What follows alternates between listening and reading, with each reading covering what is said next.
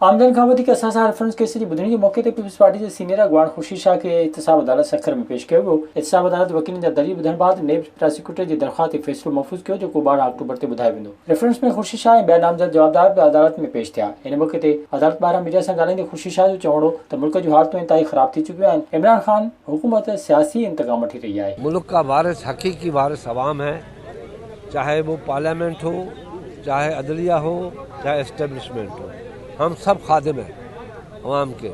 खल्क़ खुदा ही फैसला करती है। हमें लड़ाइयों में नहीं जाना चाहिए। हमें पाकिस्तान को किस तरीके से भी बचाना चाहिए, अपोजिशन हो या गवर्नमेंट हो, मगर एक टेबल पे बैठ के।